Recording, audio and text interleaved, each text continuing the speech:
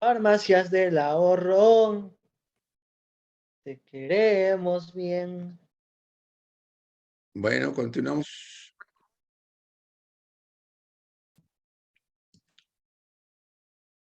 Bueno.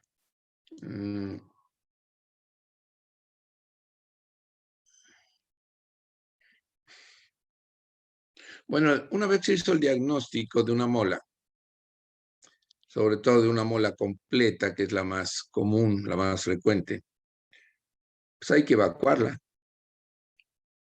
Previo a esto tenemos que tener una determinación de la fracción beta de la gonadotropina coriónica de control para saber si posterior a la evacuación los niveles de gonadotropina coriónica permanecen iguales, aumentan, descienden, desaparecen. Si no tenemos un control, que a lo mejor había 200,000 unidades o 500,000, y si después de la mola encontramos que hay 20,000, pues podemos decir, no, pues están muy altas, después de haberla evacuado. Pero tenemos que tener un control cuánto había antes de la evacuación. Y tenemos que tener una placa de tórax precisamente como control para, aunque sea normal, pero tenemos ya una placa normal que nos va a servir de control para que en un futuro, si le tomamos otra placa de tórax, pues veamos si hay algún cambio o algún dato sospechoso de una metástasis. Bueno, continuamos. ¿O vas a decir algo? No, iríamos con la siguiente, doctor. Y es cuando hablamos del control, porque todo esto es importante recalcar que lo menciona la guía de práctica clínica, en donde posterior a la evacuación, pues una valoración ginecológica cada 2 meses, el ultrasonido a las 2 semanas y posterior cada 3 meses, la radiografía de tórax cada 4 semanas hasta que salga negativo el, el, el estudio de la hormona gonadotropina y después cada 3 meses por un año, así como la anticoncepción por 6 a 12 meses de la remisión completa. Y cuando hablamos de pacientes con quimioterapia, pues sería un control anticonceptivo y vigilancia por 12 meses después de terminar el tratamiento. Bueno, este es el control posmola, ¿verdad? Exactamente. Pues evacuación de una mola. ¿Pero dónde lo sacaste? En la guía de práctica clínica, doctor. Pero es que no es así el control. Se debe citar a la paciente, lo ideal, 7, 14 y 21 días. Es que esto me aparece como control y después como seguimiento la determinación bimensual por 6 meses de la hormona gonadotropina coriónica, pero siempre tomando en cuenta el día 0, el día 7, el día 14 y el día 21. Por eso, Posterior a ellos, es decir, determinación semanal de fracción beta de la hormona gonadotropina crónica hasta remisión completa a niveles normales por 3 semanas. Por entonces, lo ideal es citar a la paciente, es decir, no, es que la otra diapositiva decía que en 2 o 3 meses. es que la diapositiva anterior, la guía de práctica clínica me lo maneja como control y esto como seguimiento. Bueno, son términos que pueden confundirse.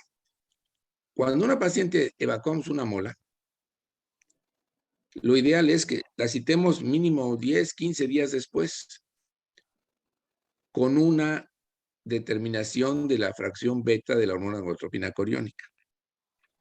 Lo ideal es que sea días 7, 14 y 21, hasta que encontremos niveles normales por 3 semanas. Y ya entonces le vamos a hacer una determinación mensual por 6 meses. Y después otra determinación bimensual por 6 meses. Es decir, el control mínimo debe ser de un año. Porque y siempre estar valorando que los niveles de gonadotropina disminuyan o desaparezcan, porque si permanecen en meseta o aumentan, pues esto ya no está hablando de que hay algo anormal, probablemente una mola invasora o un coriocarcinoma.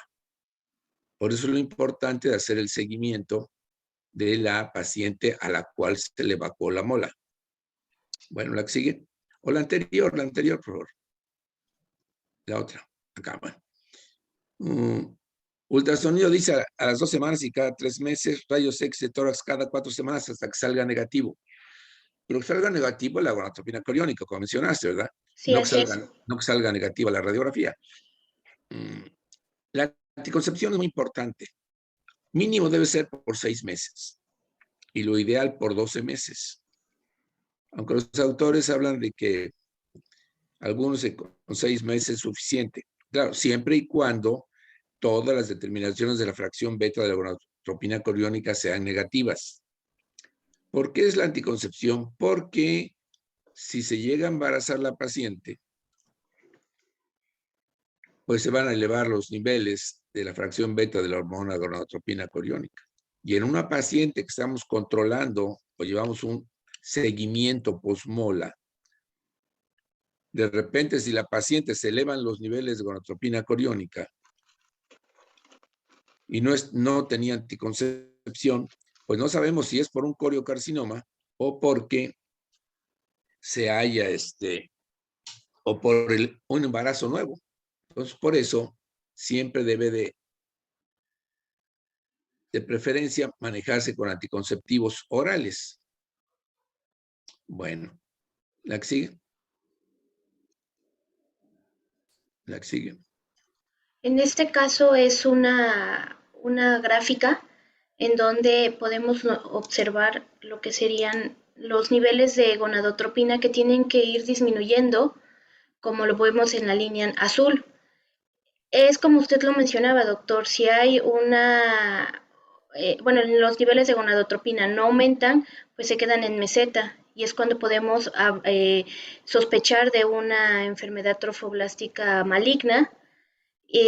Acá en la verde podemos ver cuando ya se indujo el aborto y esta es la línea para una mola hidatidiforme. Esto lo saqué de el estudio de imagen para el diagnóstico de enfermedad trofoblástica Bueno, gestacional. aquí en el número de abajo se dice semanas después de la evacuación, Exactamente. donde en lo que está en azul dice mola hidatiforme, es regresión espontánea. Vemos cómo los niveles que estaban en 1000, perdón, pues pues prácticamente, no sé, en 12 semanas, pues ya se negativizó. Pero un embarazo normal, pues a las 2 semanas ya o antes ya se debe negativizar la gonadotropina coriónica. Es un embarazo normal, ¿verdad? Pero arriba vemos en rojo, es una enfermedad trofoblástica gestacional persistente. Vemos que descendió, pero se permaneció en meseta, después se vuelve a elevar. ¿Verdad que sigue? Ya, con eso sería todo, doctor. Te faltó hablar del tratamiento profiláctico con metrotexate. Es que muchos autores, sobre todo los oncólogos, recomiendan que a toda paciente con mola se le dé un tratamiento profiláctico con metrotexate o con otro tipo de quimioterapia para disminuir los riesgos o minimizar los riesgos de que se vaya a evolucionar hacia un coriocarcinoma. Ahora, el tratamiento cuando es una mola invasora que invade miometrio y que puede invadir pelvis, pues el diagnóstico se va a hacer porque la paciente va a seguir sangrando. El útero va a estar aumentado de volumen al tacto. Por eso en cada consulta que vaya la paciente, lo ideal es preguntarle si sigue sangrando o ya no sangra, ya no debe sangrar, si tiene dolor en hipogastrio y hacerle un tacto vaginal y ver el tamaño del útero, si no está crecido, si no está doloroso. Y ver también, explorar vagina.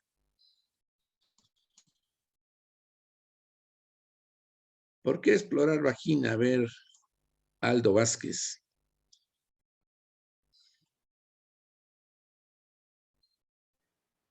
Dígame, doctor. A ver, Andrea. Es que están distraídos. Están chateando. Y entonces no se dan cuenta de lo que pregunto. Andrea. No sé, doctor, no se me ocurre. ¿Cuál fue mi pregunta? ¿Por qué explorar vagina? Uh-huh.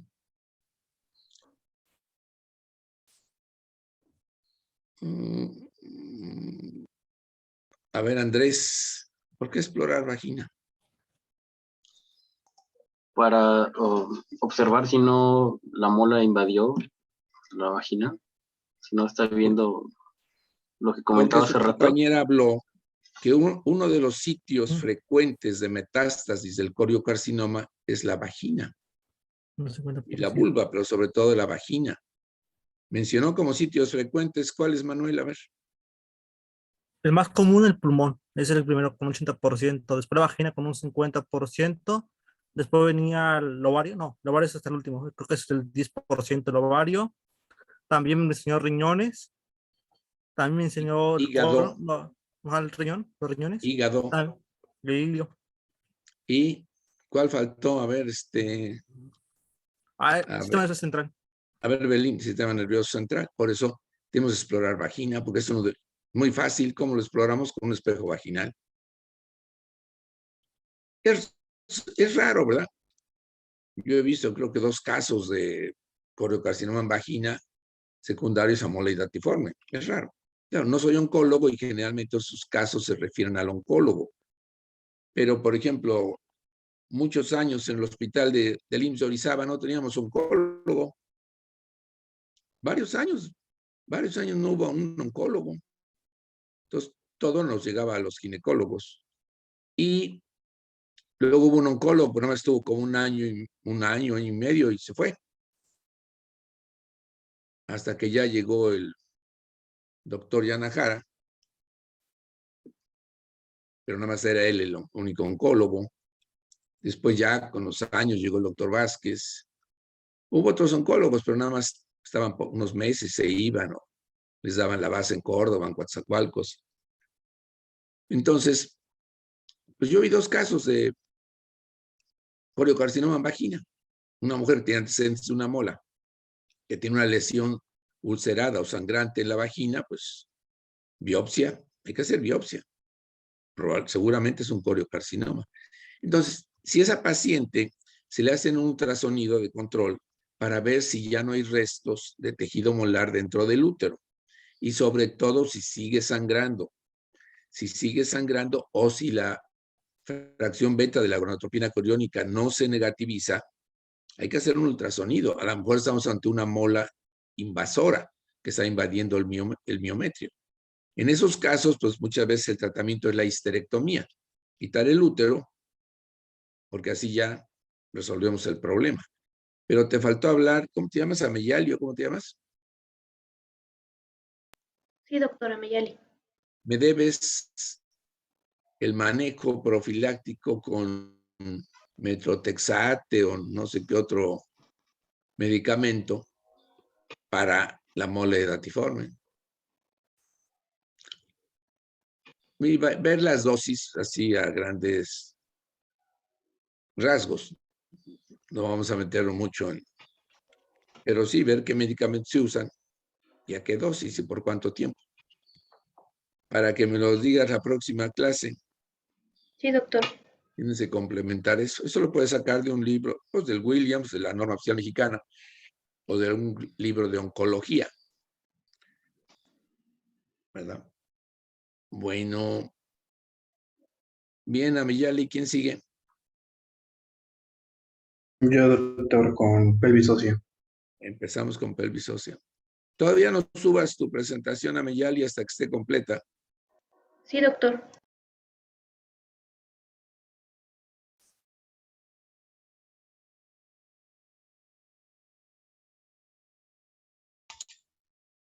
Ya se ve mi pantalla, ¿Ya? ¿verdad? Ok. Más, prendo. Ya.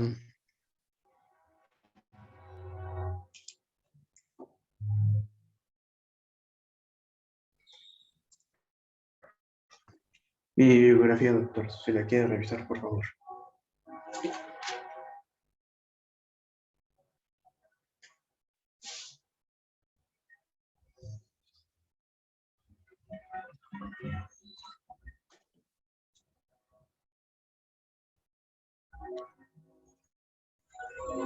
Revisa del Instituto Médico Sucre. Sí, es de Bolivia. ¿No? ¿Sucre no está en Perú? Sí. Hay que estudiar geometría. Ok, ok. Bueno,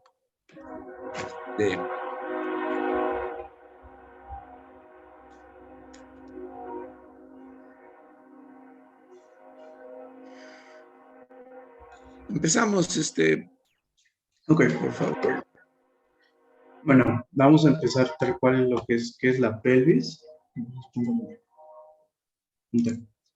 La pelvis va a ser pues un anillo de huesos que va a estar en forma de vasija, que más adelante también voy a mencionar que también tiene forma de un cono truncado, pero lo principal dice que es en forma de anillo, en forma de vasija. Y en ella va a descansar, perdón, va a marcar la parte distal del tronco y ella va a descansar sobre los miembros inferiores y en la pelvis va a sostener lo que es la columna vertebral. Y va a estar conformado por el sacro, por el coxis y por el hueso coxal. Los huesos coxales, ¿no? Son dos. Sí, el par de huesos coxales. Bueno. Como mencioné, tiene forma de tronco de cono truncado. Aquí está el cono truncado y es una representación. Y en esta imagen que está girando, si prestamos atención, aquí sería el corte del cono, de la punta del cono, y aquí sería la base. Sí, prácticamente sí tiene forma de pelvis menor, o pelvis falsa y pelvis real. ¿Por qué línea? Por la línea, o qué punto de referencia, perdón, va a ser por la línea innominada, que va a ser esta línea, que va a estar conformada por la línea arqueada del hueso ilíaco y por la línea del sífisis púbica, perdón, por la línea superior del pubis. Aquí esto va a dividir en pelvis mayor y pelvis menor. En la pelvis mayor, que se llama pelvis falsa porque no tiene importancia obstétrica a un inicio, y en la cual se van a encontrar órganos como el intestino, urinarios y del aparato reproductor. Esta va a estar limitada por la parte posterior por la columna vertebral, por laterales por las fosas ilíacas y por la parte anterior por la parte inferior del abdomen. ¿Y iba a comentar algo, doctor? No. Entonces, esta pelvis mayor es una pelvis, pues, no útil durante el parto, ¿verdad? No tiene un significado importante durante el parto. Lo que tiene importancia es el estrecho superior, que este estrecho superior va a dividir por arriba la pelvis mayor y después hacia abajo es la pelvis menor o excavación pélvica. Bueno, la que sigue. Aquí ya hablando acerca de la pelvis menor o pelvis real, que tiene importancia porque va a pertenecer o va a conformar lo que es el canal óseo del parto, donde el niño va a tener que pasar durante el parto. Esta va a estar conformada por la parte posterior, por el sacro, por las partes laterales, por los huesos, por los isquiones, y por la parte anterior, espero que dé la vuelta, por lo que son el pubis. Y esta parte de la pelvis verdadera va a estar va a estar dividida en 4 planos. En plano de entrada, un plano de entrada, que es el estrecho superior, lo vemos en la parte de acá marcada de rojo, un estrecho de salida, un estrecho inferior, que es la parte inferior de la pelvis, y un estrecho medio, que aquí se ve, sería este estrecho, que es el que donde encontramos los diámetros más angostos de la pelvis o del canal del parto. Y un cuarto, que es la dimensión pélvica máxima, pero no tiene relevancia obstétrica. Bueno, empezando, como ya mencionó el doctor, el estrecho superior es el que tiene una importancia obstétrica porque es el primer paso, el primer diámetro donde va a pasar la cabeza del niño durante el parto. Y este estrecho va a estar conformado por la parte de posterior a anterior, por el promontorio, por las alas del sacro, por la articulación sacroiliaca, por la línea arqueada y la línea iliopectínea, que es la línea innominada, y por la parte de la rama del pubis superior y por las sínfisis del pubis. Este estrecho superior, como vemos aquí, va a tener diámetros y se van a dividir pon el en anterior. grandes grupos. Pon lo anterior. Ese estrecho superior tiene mucha importancia en obstetricia, porque para que suceda un parto, la cabeza fetal o el polo fetal, que puede ser una presentación pélvica, tiene que atravesar ese estrecho superior. Si no atraviesa ese estrecho superior, pues nunca va a poder haber un parto, definitivamente. Ese estrecho superior, bueno, se le ha mencionado, tiene forma de un corazón, pero no es en forma de un corazón. También depende de lo que es la forma de la pelvis, que lo voy a mencionar más adelante. Clasificación de Caldwell y Molloy. Bueno, aquí ese estrecho superior está conformado de adelante hacia atrás por el borde anterior del promontorio, por el ala del sacro, como mencionaste, la articulación sacroiliaca, la línea arqueada, la línea innominada o eminencia hilopectínea, el borde superior de la rama horizontal del pubis y la sínfisis del pubis.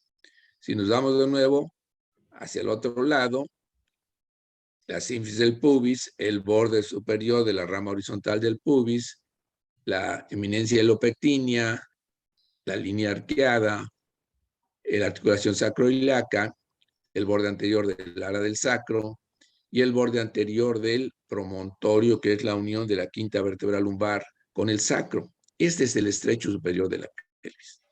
Para que suceda un parto, tiene que atravesar la cabeza fetal, que es lo que vamos a ver.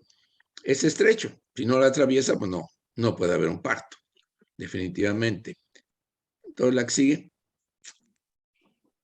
Este estrecho superior, como todos los planos que mencioné, tienen diámetros, en los cuales tienen importancia, puesto se está mencionando, el niño tiene que atravesar este canal. Y estos diámetros se van a dividir, al menos el superior, en diámetros anteroposteriores, que en la diapositiva siguiente voy a hablar acerca de ellos, el diámetro transversal y los diámetros ubicuos. Los diámetros anteroposteriores, como su nombre lo menciona, es de la parte anterior a la parte posterior, los transversales de forma transversal, en la parte más grande, por así mencionarlo, del tramo que estamos hablando, y los ubicuos. Aquí menciono el transversal, que va a ir de un lado de la pelvis, no me acuerdo, de la línea innominada, de un lado a otra línea innominada del otro lado. Y esta mide un promedio de 13 centímetros en la pelvis femenina. Y los Como dice ubicuos ahí, en un punto intermedio entre la articulación sacroiliaca y la eminencia iliopectínea. Sí, eso. Aquí está Desde unos 13 centímetros en promedio. pero no es un diámetro muy útil porque está al centro del estrecho superior o un poquito más hacia el promontorio. Entonces, como Estoy está... exponiendo. Estoy exponiendo. Perdón, doctor. Como este diámetro transverso máximo se llama, está cerca del, pues relativamente cerca del promontorio. Es decir, está más cerca del promontorio que del pubis. Al atravesar la cabeza fetal, por este diámetro, chocaría con el promontorio, porque es una saliente. Entonces se toma un diámetro un poco anterior a ese amarillo, que es de 12 centímetros promedio. Sí, un poco anterior, porque ese diámetro Ese es el amarillo. Ese es el máximo. es el máximo, pero no es el útil, porque está cerca del promontorio. Sí. Ahora, los diámetros oblicuos se extienden desde la articulación sacroiliaca de un lado, ¿verdad?, hasta la eminencia hilopectínea del lado opuesto. Estos tienen según, bueno, la mayoría de autores les da un valor de 12 centímetros, 12 y medio. Algunos dicen que un diámetro oblicuo mide medio centímetro más que el otro, pero en términos generales es un diámetro de 12 centímetros. Aquí este autor le da 13, pero la mayoría de autores le mencionan de 12, 12 y medio centímetros. Sí. Bueno, la que sigue.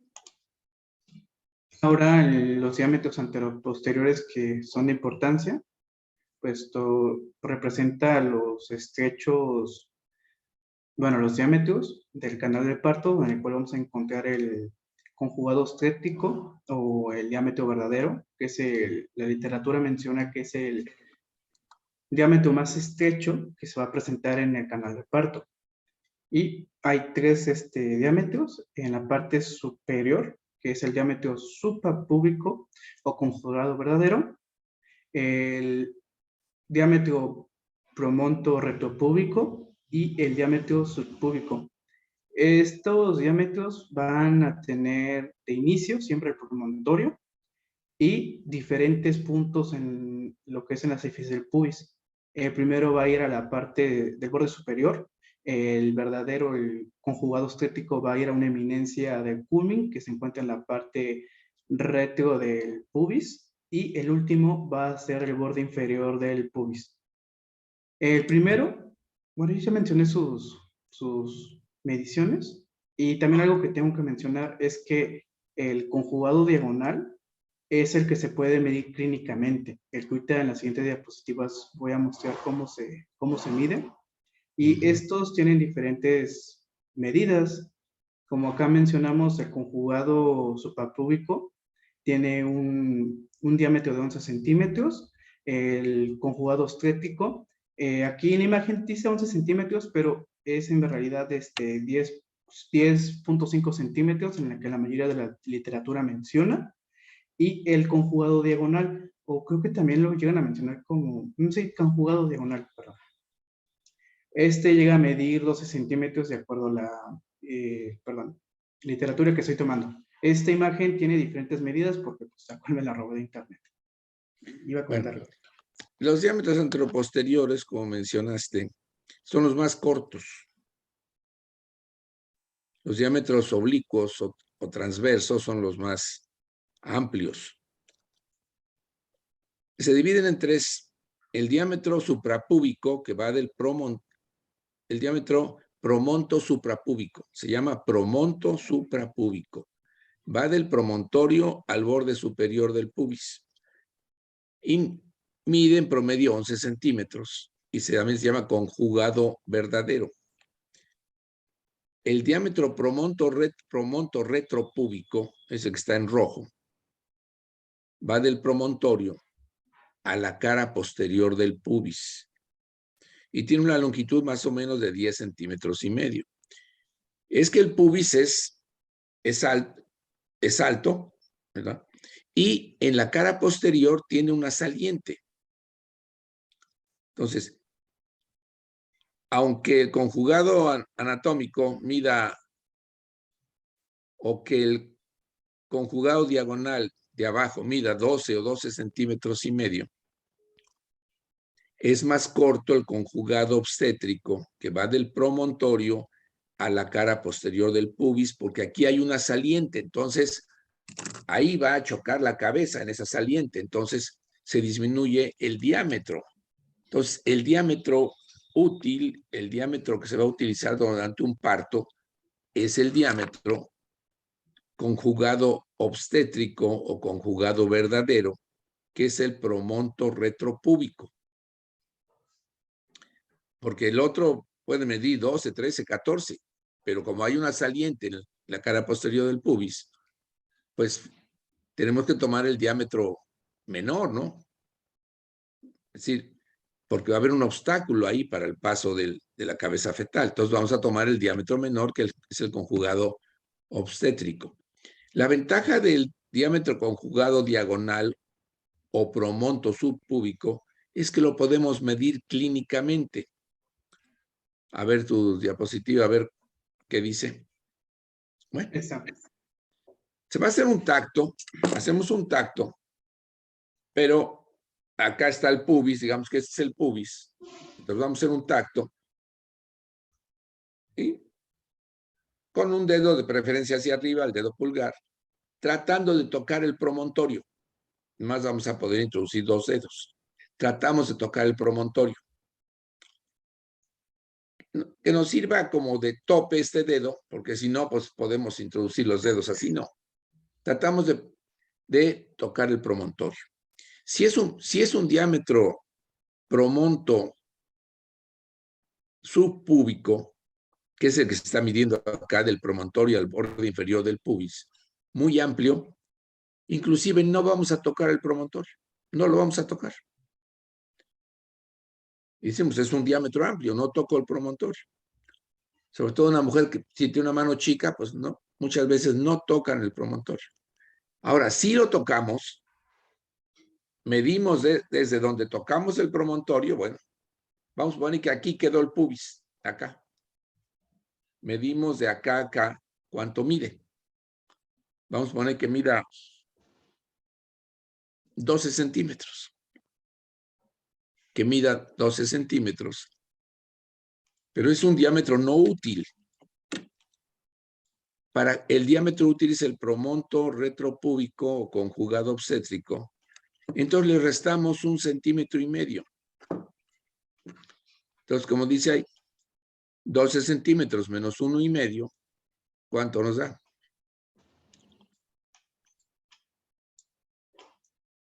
10 centímetros y medio.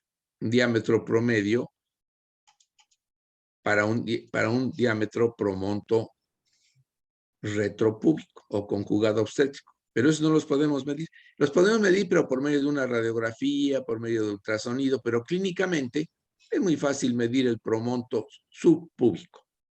Nada más metemos los dedos, aquí está el pubis, y tratamos de llegar hasta el promontorio. Si no lo tocamos, qué bueno, es un diámetro amplio. Pero si lo tocamos, digamos vamos a poner a los 10 centímetros y medio, pues ¿cuánto mide el conjugado obstétrico? A ver, Manuel.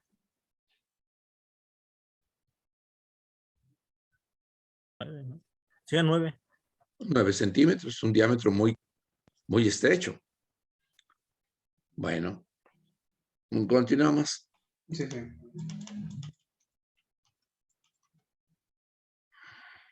Y continuando con los estrechos, encontramos el estrecho medio, el cual también va a tener un diámetro anteroposterior y otro diámetro transverso, que ese diámetro transverso va a ir de una espina ciática a la otra y por esto puede recibir el nombre de diámetro biciático o diámetro biespinoso, el cual Sí. va a medir 10 centímetros y medio, la imagen muestra que son 10 centímetros, y el diámetro anteroposterior, que va a ir desde el borde anterior del pubis a lo que es el hueso sacro.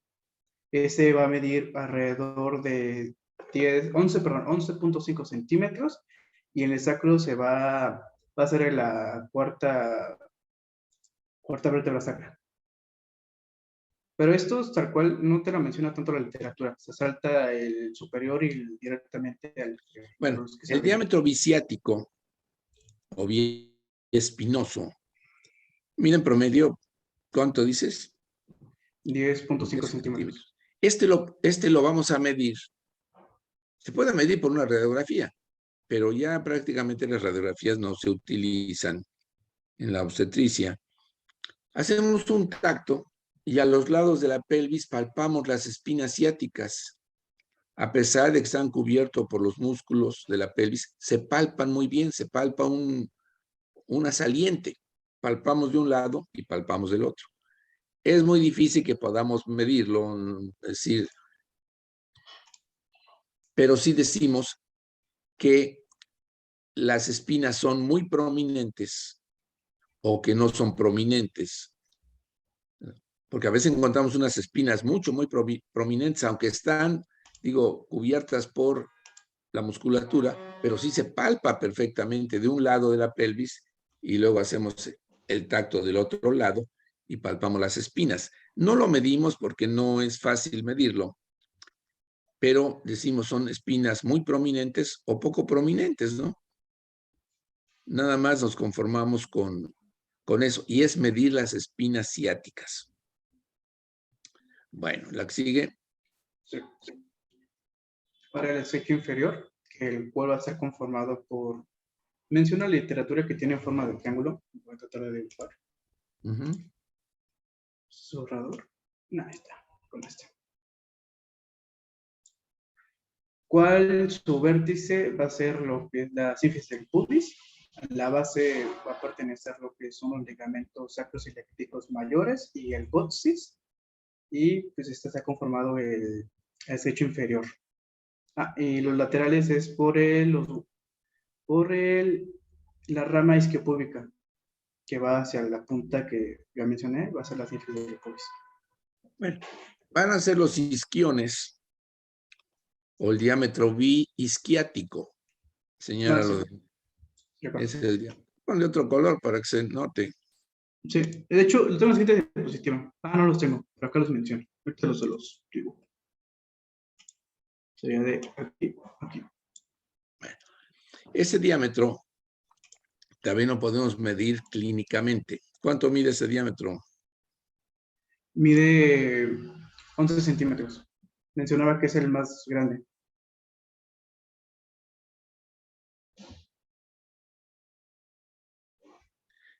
Me dicen que se va a cerrar la reunión, entonces ya queda menos. Queda un minuto. La cerramos, ¿no? De una vez. Ok.